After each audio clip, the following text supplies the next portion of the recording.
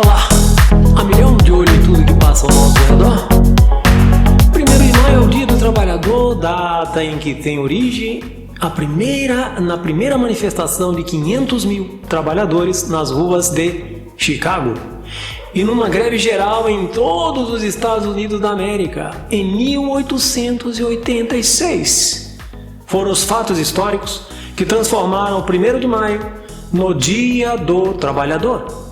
Até 1886, os trabalhadores jamais pensaram exigir os seus direitos, apenas trabalhavam.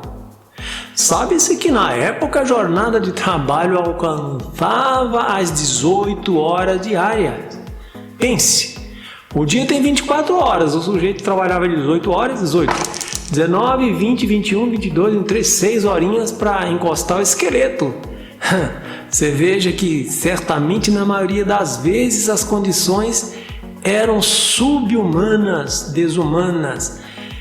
Então, quando começou a Revolução Industrial, meu amigo, imagine a infelicidade do ser humano ter que trabalhar para outro. Continua essa saga hoje. E isso parece não mudar durante o tempo, ou quer-se voltar a esses tempos em que se lucrava muito. Olá pessoal, tudo bem com vocês? Sou o Sérgio Teles. Vamos saber um pouco da história do Dia do Trabalhador ou do trabalho.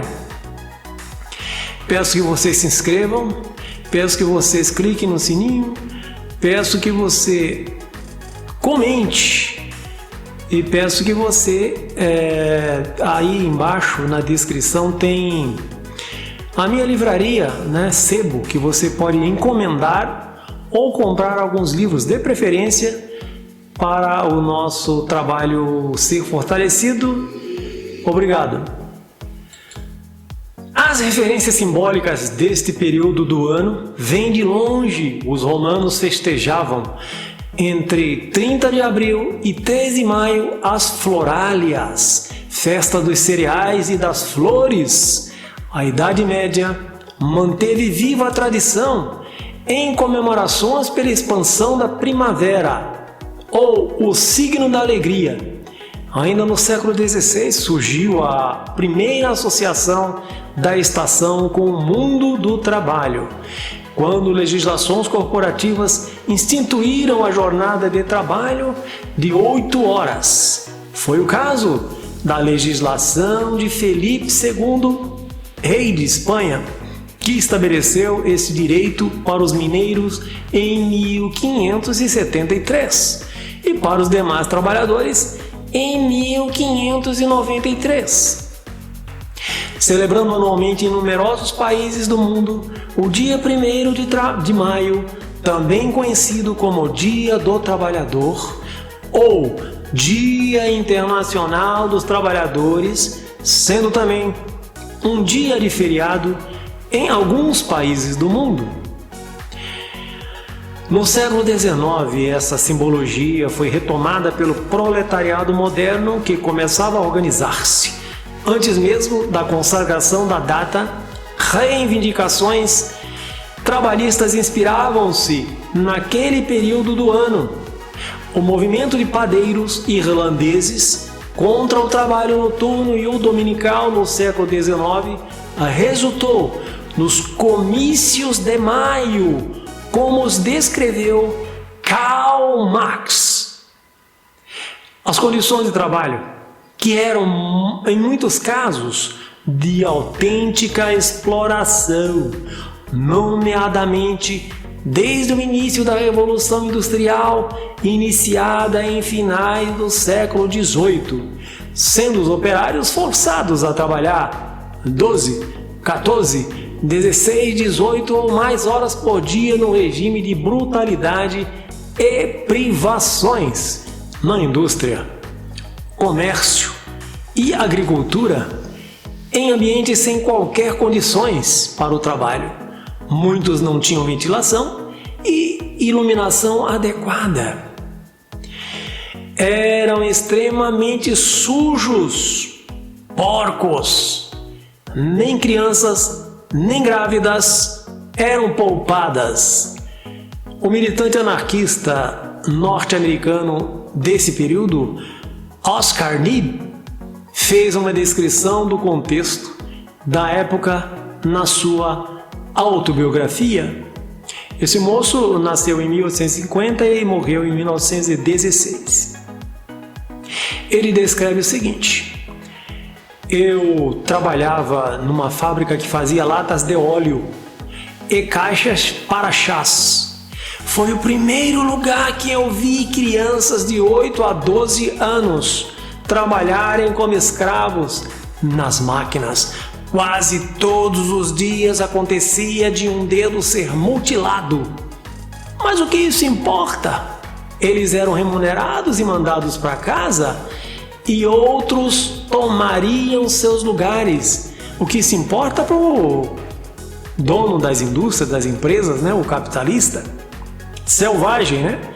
Não existe capitalismo selvagem, existe capitalista selvagem. É o homem que é selvagem e faz o capitalismo, o comunismo, a democracia selvagem. Acredito que o trabalho infantil nas fábricas tenha feito nos últimos 20 anos, diz o Oscar, mais vítimas do que a guerra com o Sul.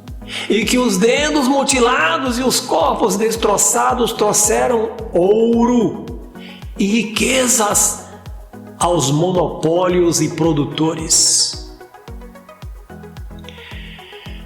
Mas tudo remonta ao ano de 1886, quando nos Estados Unidos da América se realizou uma manifestação de trabalhadores nas ruas de Chicago no dia 1º de maio, convocada pela Federação dos Trabalhadores dos Estados Unidos da América do Norte.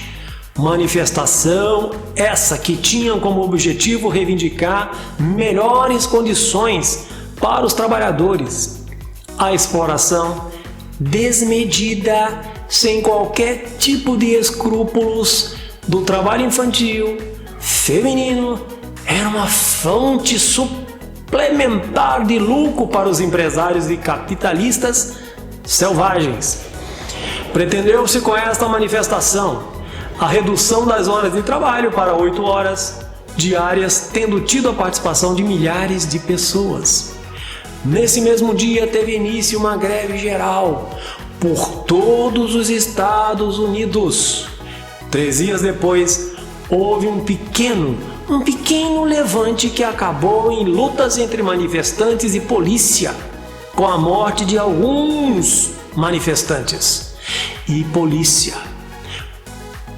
No dia seguinte, novas manifestações é organizada com protestos pelos acontecimentos ocorridos nos dias anteriores, tendo terminado com o lançamento de uma bomba para o meio da polícia que começava a dispersar os manifestantes, matando 7 agentes. Por sua vez, a polícia abriu fogo sobre a multidão, matando 12 pessoas e ferindo dezenas dessas. Tais acontecimentos passaram a ser conhecidos como a revolta de Haymarket. O episódio desencadeou uma perseguição a líderes do movimento operário.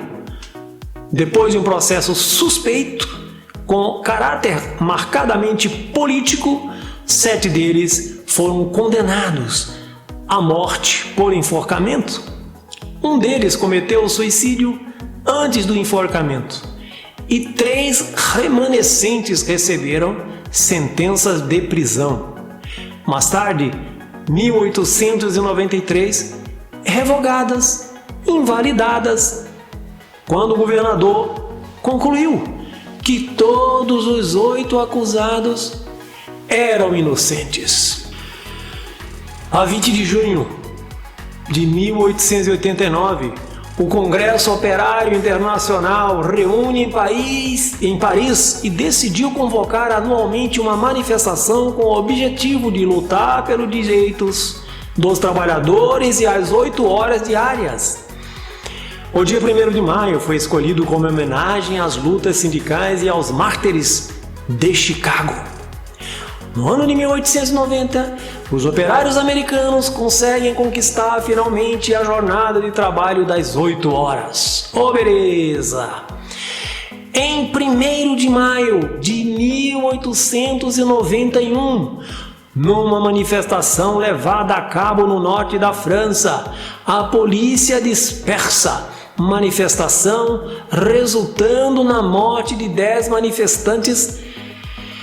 Este novo drama vem reforçar esse dia como o dia de luta dos trabalhadores, tendo sido proclamado meses depois em Bruxelas pela Internacional Socialista como Dia Internacional de Reivindicação de Condições Laborais. Passa a ser um dia de feriado em vários países, como na França em 1919 e mais tarde em 1920 na Rússia, tendo sido esse exemplo seguido por muitos outros países, principalmente após a Segunda Guerra Mundial. A partir de 1884, um acordo com a Federação de Trabalhadores dos Estados Unidos definiu 8 horas de trabalho, 8 horas de trabalho, 8 horas de descanso e 8 horas para afazeres caseiros, né? Como está vigindo hoje. Mas se for contar no Brasil, é preciso ter 2 empregos, 3 empregos, né? Para a sobrevivência do cidadão, pois o salário é bem defasado, né? No Brasil existem relatos de que o Dia do Trabalhador é celebrado desde 1895, mas foi apenas em 26 de setembro de 1924 que o presidente Arthur Bernardes oficializou a data como feriado nacional. Outros 80 países como Portugal, Rússia, Espanha, França e Japão também seguem tal ritual dos direitos de todos os trabalhadores. Parece que o Japão tem uma data diferente. Com a ascensão de Getúlio Vargas ao poder, a data ganhou novos significados. Em 1º de maio de 1940, por exemplo, ele estipulou o salário mínimo e já no ano seguinte criou-se a Justiça do Trabalho, justamente nesse mesmo dia. A ideia era transformar as manifestações operárias em celebrações por direitos conquistados, tantos que muitos pedem que o feriado seja lembrado como o Dia do Trabalhador e não do trabalho, já que é o cidadão proletário que deve ser exaltado. Momento triste. O IBGE, agora nesses três primeiros meses do ano, perderam o emprego mais de 1 milhão de trabalhadores. 12,2% perderam seu emprego. Brasil é o paraíso do emprego informal, muitos fazem bico. E no primeiro trimestre dos Estados Unidos, 30 milhões de trabalhadores recorreram ao seguro-desemprego. Obrigado, beijos, deixem suas impressões, clique no sininho, bom trabalho, boa sorte